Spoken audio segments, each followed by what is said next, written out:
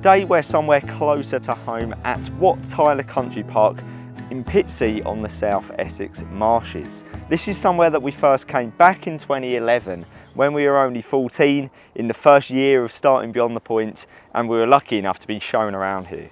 Now we decided to return back to one of our very first explores to see how things have changed, and also our video quality has come on a long way, so hopefully this video is much better than the one that we produced 13 years ago. Now Wat Tyler has such a fascinating history. It's been used as an explosives factory. It was along the GHQ line, the Second World War, so there's numerous defences here, and today it is a country park enjoyed by thousands of people every year. So we're going to be taking a look back at the history of Wat Tyler.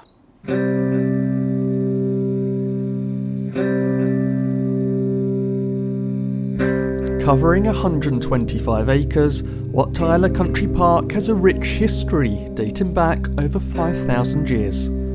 Evidence of people living and working here has been traced back to the Bronze Age, when people would have fished from the riverbanks, produced salt, and even let sheep graze the land. The park is named after one of the rebels who led the Peasants' Revolt in 1381. Peasants at the time were unhappy with rising taxes, so a revolt started, led by a man called Wat Tyler, who was later publicly beheaded with his head displayed on London Bridge. Wat Tyler became an important site in the late 1800s when Britain's explosive industry was booming, with explosives being used for mining and ammunition.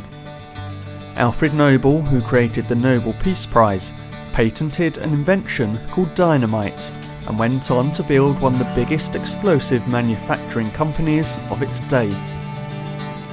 The British Explosives Syndicate built a factory in Pitsea in 1895, with Noble originally a secret partner. The geography of Wat Tyler meant that it was far enough away from towns, and boats could transport the explosives via the creeks. One of the most obvious signs of the factory today are the replica wooden walkways. So the wooden walkways that we're walking around now are put in to provide access to the park's many visitors, but they are actually semi-historic. Because it was an explosive factory over 100 years ago, it was very important that there wasn't any accidental explosions. And one of the ways that they did that was by putting in these wooden walkways to connect all of the factory's buildings. Now, the idea was that rather than walking on a stone pathway or gravel path, where you might have stones in your shoes that could cause potential sparks, instead you'd wear something like a pair of clogs and you'd walk on these wooden walkways and it would be spark free. But not all of the remains are quite as easy to find, including this tunnel, which is hidden amongst the bushes. So if you wander off the path, you can also find some secret things here at Wat Tyler. For example, this old pipe tunnel. Now pipes would have run through here from a building this side to one that side. You can see just how thick the walls are. That's because it would have provided extra protection in case there was any sort of explosion. Unfortunately, as it hasn't really been well looked after, it's not in a very good condition. You can see that cracks run the entire way through. The wall here has come off, and it has as well down the other end. So even though it is a really solid structure, we don't know how much longer it is going to be surviving for. In order to protect the site from any accidental explosions, blast walls were built around the riskiest buildings, and instead of using concrete, they used soil, which was cheaper and would absorb more of the blast.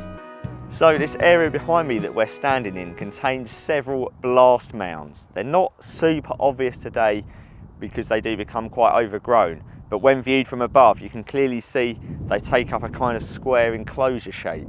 These earthen mounds would have had a small shed in the centre, probably made out of brick with a thin tin roof. Each of these sheds would have had a part to play in the explosives manufacturing process. And if there was an accidental explosion, the thin tin roof would have been blown up off of the building, and hopefully the explosive mounds, the blast mounds around them, would have contained the blast, preventing it from going outwards and potentially damaging other buildings and setting off a chain reaction. Dangerous materials were transported around the site on a purpose-built rail network to avoid any bumps on the walkways. Workers were given coloured overalls to wear, so that if an explosion did happen, it would be easier to do head counts. Between 1913 and 1916, 5 people were killed at Wat Tyler, with more injured following accidents at the site. The first explosion destroyed a gun cotton stove and killed 3 workmen. A government report from the time says it was likely caused by workmen unloading the stove. The site was thriving during the First World War, however the demand for explosives slowly declined afterwards, and the factory eventually shut down in 1929. As the Second World War commenced, the military set about creating defensive lines across the country, and one of them started right here in south-Essex. As the Second World War commenced, the government established something known as the GHQ line, a defensive line that started here in south-Essex and ran all the way north through the county and even beyond. As part of that, pillboxes and other defences were built, and here at Wat Tyler, several pillboxes still remain. Wat Tyler Country Park has many pillboxes from the Second World War. Most of them are quite tucked away in amongst the undergrowth and they're quite difficult to find. But this one, out in the open, has been turned into a viewing platform, probably for the same reasons as to why it was built here in 1940 in light of the risk of invasion by the Germans. It's got a great view out to the Thames estuary and it's a great defensible position. So Liam is currently on top and I'm here inside the pillbox. There are 7 of these loopholes, 1 on each wall of the pillbox. You can see they're designed in a way where they're bigger inside but much smaller outside. That's because if any English had to shoot outside, if anybody was trying to attack, they had more room here to position their weapons. And if anything was to be thrown in, that would make it a bit more difficult. Now also, the walls, they're pretty thick and they have been designed in a very specific way. If you move around here, you can see the entrance here where it's been designed. If anybody was to throw a grenade in through the door, this wall here would stop it. And in fact, these parts of the wall here are designed so that if anything was in, it could actually ricochet out. So even though this is essentially just a big brick structure, it's been designed in a way that would give those in here maximum protection. Defences were also built to slow down any vehicles being offloaded from boats. So the pillboxes were one part of the GHQ line's defences, designed to stop infantry, but there was also defences to block the movement of enemy vehicles inland, such as these anti-tank blocks. They came in different shapes and sizes. The one here, it's the shape of a rectangle, and there probably would have been a whole line of these all the way along the shore here, but they would have been designed to stop tanks and enemy vehicles driving inland into the country, maybe from a coastal invasion. In 1969, Resident Council purchased the site from the MOD for just under £100,000 and in the early 80s opened it as a country park. It wasn't long before the park had quite a unique addition. When Stansted Airport was expanding in the late 80s, 2 Grade 2 listed homes had to be moved, so brick by brick the 17th century buildings were taken apart and then reconstructed at Wat Tyler.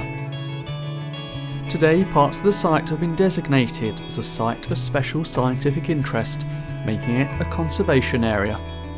With numerous walking trails, a play area, a cafe and visitor centre, Wat Tyler is still enjoyed by thousands of people every year. So that concludes our visit to Wat Tyler. It's a place that we've been coming to for years. As we said, we had our first tour here around 13 years ago. So Wat Tyler is a special place to us and it's somewhere that we're going to keep on coming for years to come.